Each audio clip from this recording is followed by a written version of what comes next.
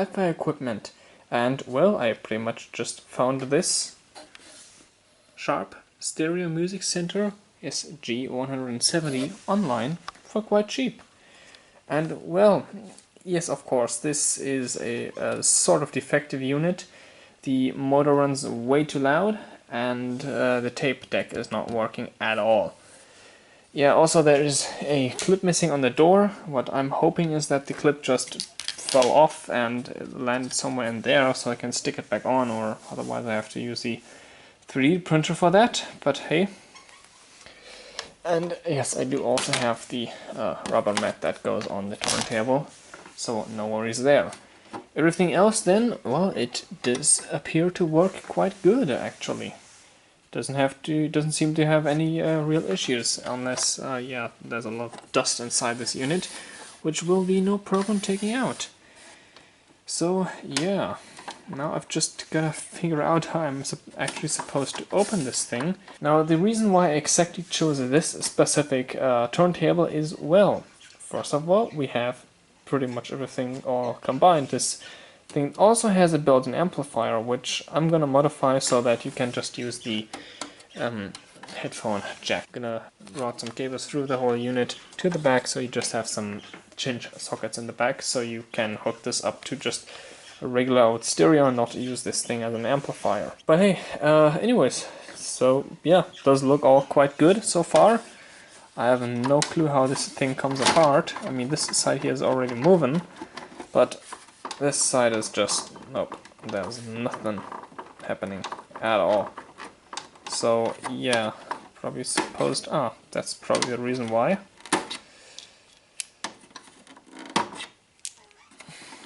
The majority of the cases you have to actually take these things off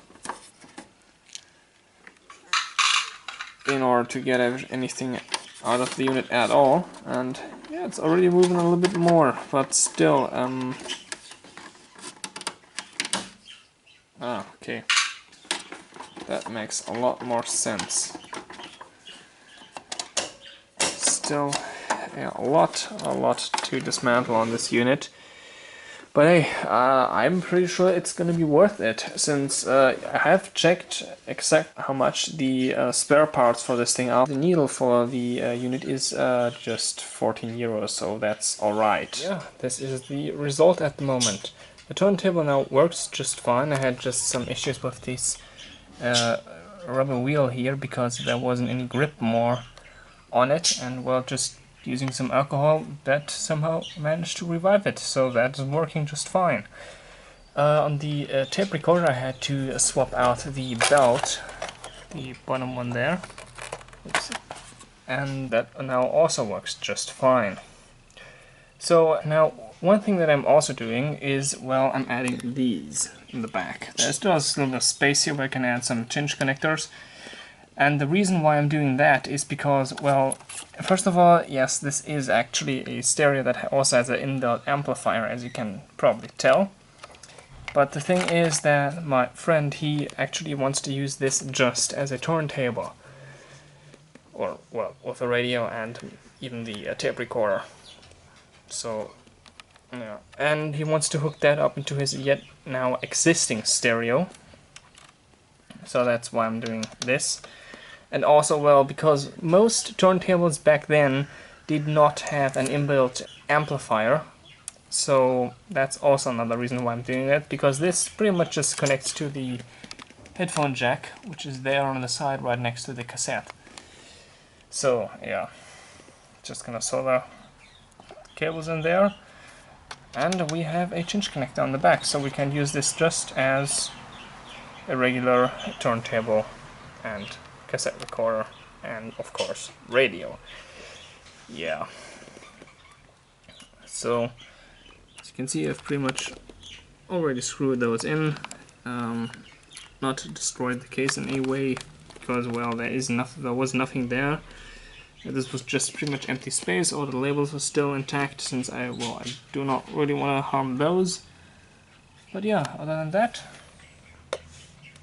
this is a pretty easy fix so far. And I'm also thinking about actually swapping the needle that's inside this thing, because, well, it does sound a bit crackly. But it could also be because my record that I'm testing it with is a little bit, yeah, dirty. So, anyways, now we're gonna continue the mod on this thing. Alright, in short time later you can see that these are also now wired in. And the way I hooked them actually up is, well, there's a cable, goes all the way around here where the original one would go, and that connects to the phone outlet. I mean, I know of course I could have mounted it on the PCB, but there weren't any available solder points, so I just soldered to the PCB that's underneath that audio jack. And yeah, well, what's now left to do? Pretty much just cleaning this messy thing up. Yay. Ah, yeah, cleaning up my favorite. Well, not. But yeah, this is probably the most boring part, but I gotta do it, so this is also for a close friend of mine. I want that this thing does look pretty. But I mean, come on, really? Why does this... These are the potentiometers that I have already cleaned, and this is one that I haven't cleaned, and you can probably already tell by the color of the dirt that's on here that the guy was a smoker. It also smells like it. Because, well, first of all, that dirt is brown, that's not grey. And if the guy was not a smoker, the dirt would just be grey, and that's it, it wouldn't stick to anything. But this stuff sticks to everything in here. The whole unit is... All the pieces of metal in here where the dust radiator was sitting on were completely sticky. And yeah, that's just an absolute mess to clean this thing up.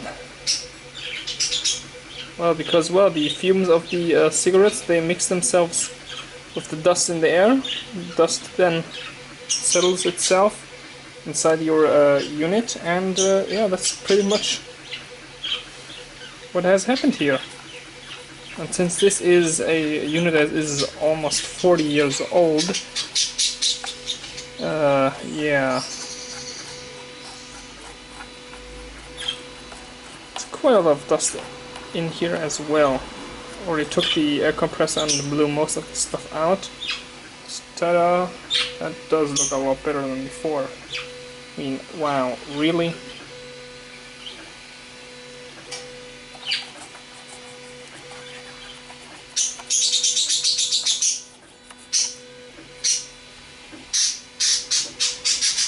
Just absolutely disgusting.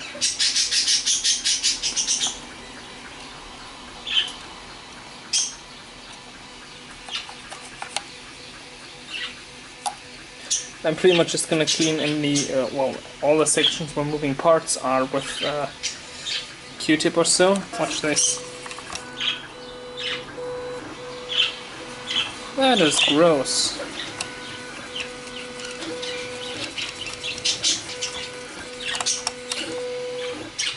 That is really, really gross. Yeah. I still got quite a lot to do because I also have to clean the lid. Well, and lots of cleaning later. This is the result. Pretty well. There's still some things missing, like the lid here and the lid that goes on top. And of course all the knobs. I'm cleaning those separate at the moment, since those are quite dirty. And yeah, so far this looks really good. So let's see. The turntable also works just fine. The only thing that I don't really like about this turntable in particular is that the motor is loud. You probably can't hear it because my 3D printer is making random noises at the moment. So I'm printing something. But yeah, the motor is definitely noticeable. But I don't know how that will compare when the whole thing is actually up and running. Alright, and I am pretty much finished. The only thing missing is the door, but the reason why the door is not in place is, well, there is a tab on it missing. Now, I would love to show you the turntable actually working, but the thing is I don't have any music that is, well, copyright free. So the only thing I can actually show you is the tape recorder, because I have got some copyright free music on there. And the song that is on it is Can't Change His Mind by Silent Partner from the YouTube audio library.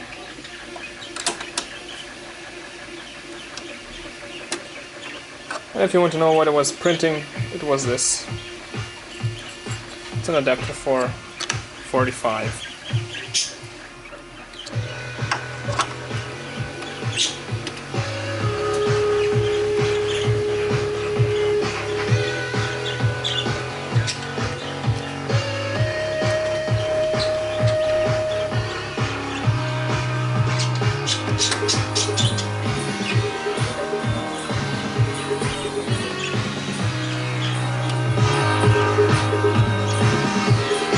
And if you want, you can pretend as if the music is coming from the record, which it's not, it's just the tape again.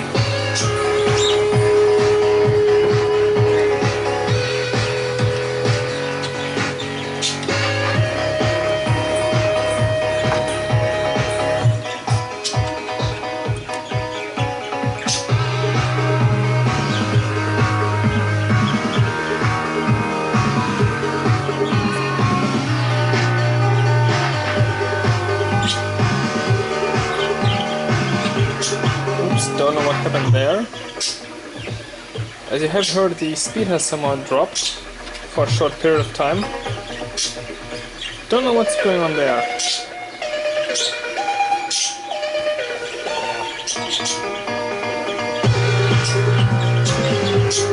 But now it's running just as normal as it did before.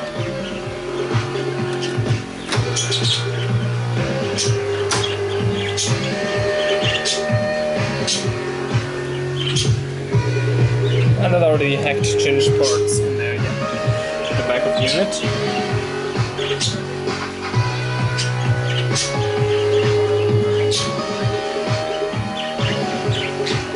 So well, that's pretty much a complete fix of this device.